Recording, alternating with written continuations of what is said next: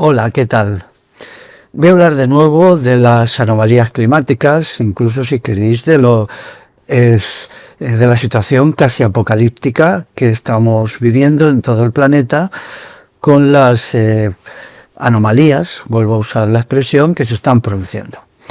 La causa de ellas, a mi entender, son la deforestación que está sufriendo el planeta Tierra, cuatro puntos principales que son la Amazonia, las grandes selvas del sur de Asia, también los grandes sistemas boscosos de África tropical y en cuarto lugar las áreas templadas que en los últimos 100 años, sobre todo en los últimos 50 años, han perdido una parte decisiva de su cubierta vegetal, de sus bosques y de su arbolado.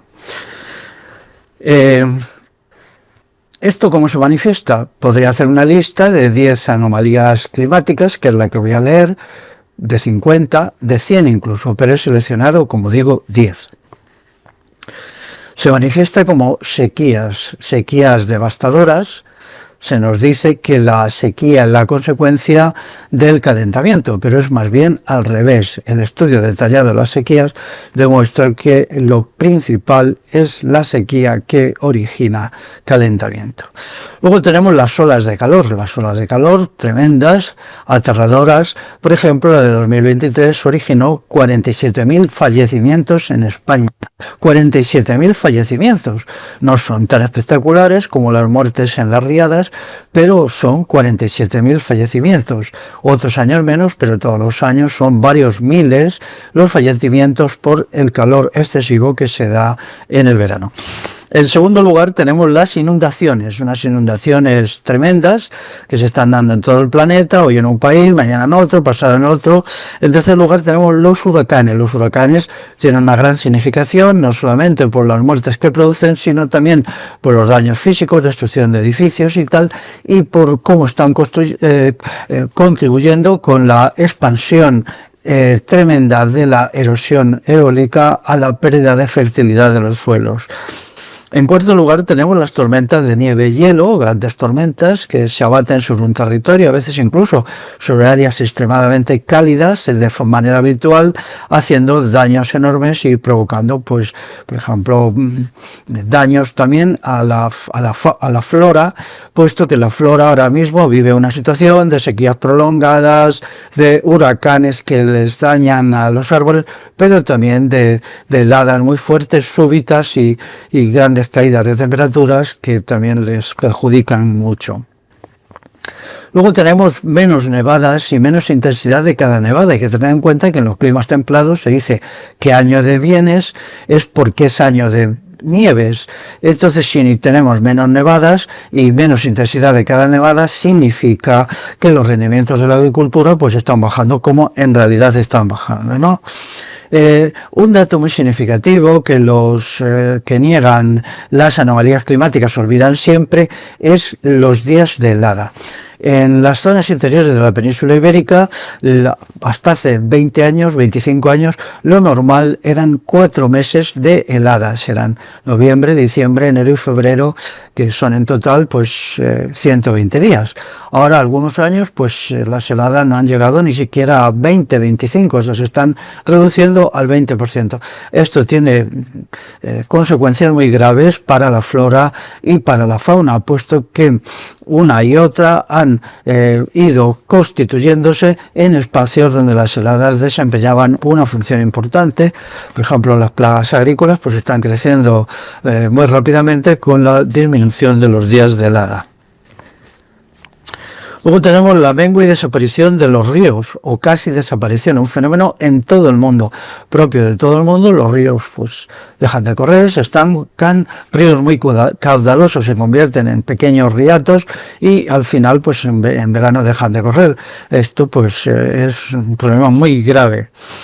el pardeamiento de los bosques y del arbolado, que significa que el estrés hídrico, o sea, el estrés por falta de agua, es tal que incluso cuando vienen grandes tormentas, grandes turbiones de agua, pues los árboles se recuperan, pero se recuperan parcialmente. Pues se observa que en la mayoría de ellos no hay recuperación definitiva de este pardeamiento, puesto que han quedado dañados. Pardeamiento significa que se ponen de color pardo, de color oscuro. Es bastante impresionante ver como en el Pirineo, los bosques de abeto del Pirineo, pues prácticamente ya están crónicamente pardeados. Pero eso sucede igual con los encinas y con los chaparros. Los chaparros son las encinas cuando son pequeñas en ciertas áreas, que se observa como a partir de principios de agosto van virando del verde, digamos, azulado o grisáceo propio de las encinas a un color pardo que es inquietante. Esto pues es una situación predesértica, puesto que anuncia la muerte de los árboles bien directamente o bien por plagas o bien porque su esperanza de vida esté muy disminuyendo. Y luego, en último lugar, anunciaré la sequía estival. En los climas mediterráneos y continentales, una sequía estival como la que tenemos es letal para la flora y también para la fauna, puesto que son 4 y a veces 5 y a veces 6 meses que prácticamente no llueve. Esto, por un lado, lleva a que el estrés hídrico de los árboles y de los arbustos y de las plantas, de las hierbas, pero también de los animales, se dispare a límites tremendos. Y luego también tenemos como consecuencia la reducción de la humedad relativa del aire a niveles por debajo del 30%. Esto quiere decir que los incendios se disparan, puesto que es sabido que cuando la humedad relativa del aire baja de un 30% y al mismo tiempo se suman temperaturas por encima de los 30 grados y vientos superiores a los 30 km por hora, pues entonces se dan las condiciones óptimas para que haya incendios. O sea, estas situaciones que se están creando y que están avanzando. Esto, ¿hay un argumento? ¿Ha existido siempre? Pues sí, pero claro, depende de la intensidad y de la cantidad. Por ejemplo, hay un dato que leí hace mucho que decía que en Asia, en la zona de Mesopotamia, ya han calculado que si era cierto que hace 50 años, hace 100 años había una sequía grave o muy grave cada 40 años, ahora tienen una sequía grave o muy grave cada 7 años.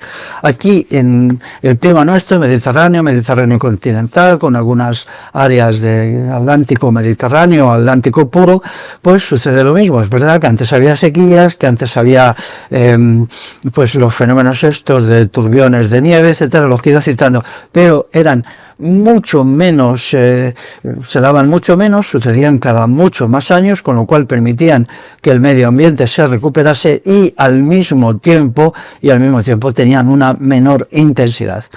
Por tanto, pues esta es la situación.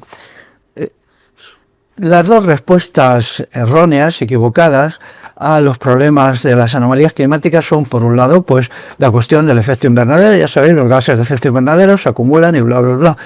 No lo voy a repetir, esto no se ha demostrado, es mentira que esto sea una cuestión probada científicamente, no es verdad.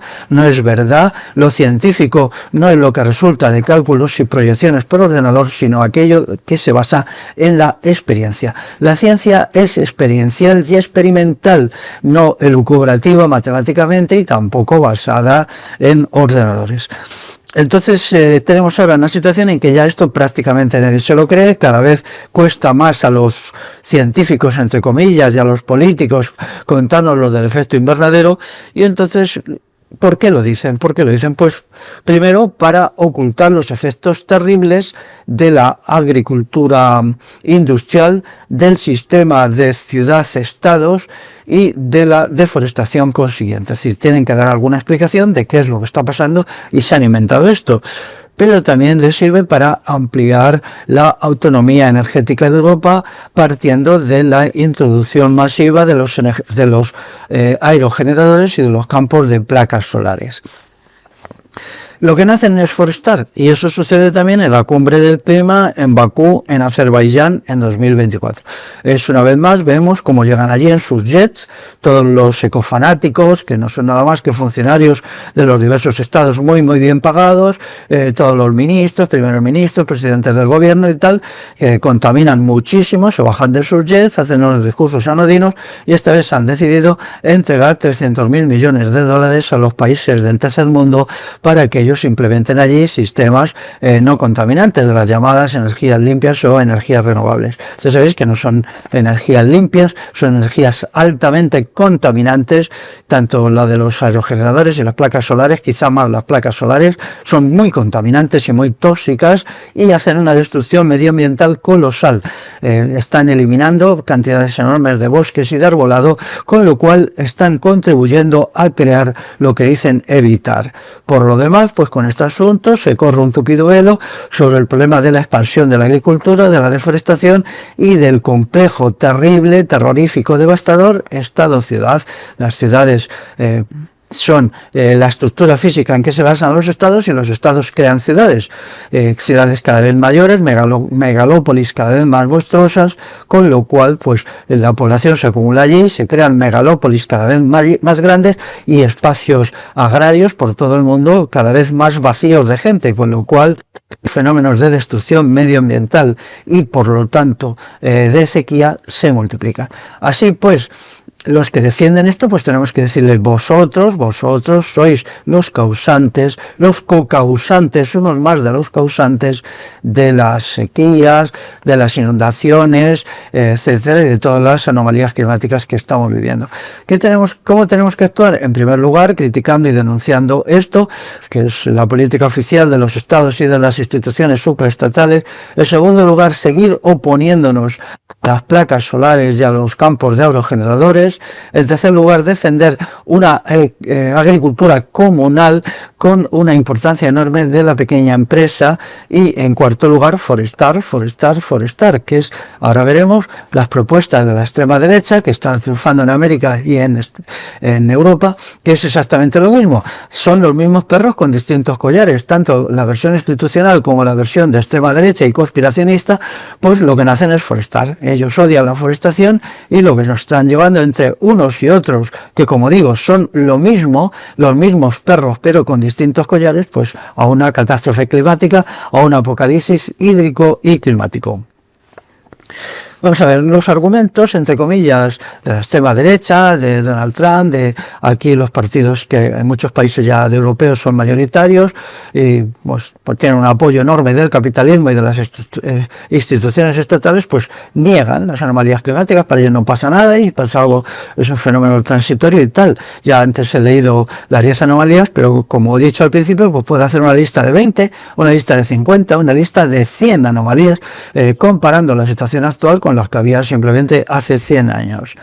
Luego pues están los más, digamos, disparatados, pues se agarran a la geoingeniería, a las estelas, a no sé qué, todo cuestiones que están sacados de películas B de ciencia ficción, que no tienen ningún fundamento reflexivo ni ningún fundamento racional, pero que a ellos les sirven para defender un proyecto de devastación total, por ampliación total del sistema capitalista a nivel mundial. Esto es lo que hay detrás de todas estas historietas. O sea, hasta ahora, con todo, lo que había era un proyecto en que el capitalismo y las estructuras estatales ponían ciertas limitaciones muy pequeñas, porque como era una época de estabilidad, de grandes beneficios y tal, podían permitirse el lujo de ser ecologistas.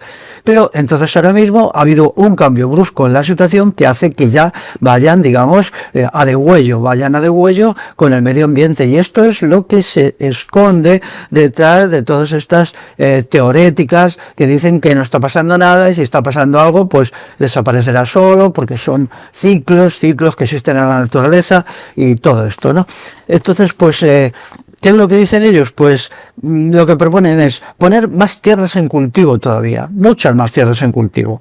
Deforestar más masivamente, por ejemplo, coger la cuenca del Amazonas y deforestarla completamente, dejar las grandes islas del sur o sudeste de Asia completamente desarboladas, que algunas ya lo están, como Borneo, lo cual significa que todo eso perturba el clima planetario y perturba también el ciclo del agua en todo el planeta, lo perturba y lo altera de una manera catastrófica. Luego además pretenden consumir mucho más agua, pues para todos sus proyectos agrocapitalistas extremos, para una industria desaforada y para las ciudades donde se acumula la gente, pues entonces quieren ya vaciar totalmente los acuíferos. Ya sabéis que los acuíferos están ya mayoritariamente en condiciones muy malas, de ahí que los ríos pues tiendan a secarse en verano, incluso los ríos más grandes del planeta quedan muy disminuidos. Entonces lo que ahora quieren es ya esto, ir a saco, entrar a saco, destruirlo todo y devastarlo todo. Más extracción de madera de los trópicos, más pastizales intensivos para acumular toda esta carne barata que se utiliza para la comida basura, y eliminar del todo la pequeña propiedad rural. Es decir, quieren crear grandes macroempresas de grandes latifundios tecnificados de docenas o incluso cientos de miles de hectáreas, como están creando grandes macrogranjas en la cual se consigan rendimientos capitalistas más rápidos, eliminando todas las restricciones. En realidad, ya la corriente progresista, izquierdista, ecologista, ya había reducido las restricciones al 99%, no nos dejemos engañar, solo era retórica y propaganda, pero luego, bueno, pues ahí está la acumulación de la propiedad de la tierra que se ha venido haciendo en los últimos 10-15 años en España, sobre todo cuando han estado en el gobierno la izquierda. Pero entonces ahora quieren hacerse a lo bestia, ¿no? Instaurando un capitalismo salvaje y depredador sin límites y sin condiciones. Y luego concentrar la población todavía más en las ciudades, aún más, crear macro ciudades rodeadas de espacios agrarios donde no va a vivir nadie. ¿Por qué lo están haciendo? Pues hay 4 razones fundamentales. Caída de los rendimientos de la agricultura capitalista.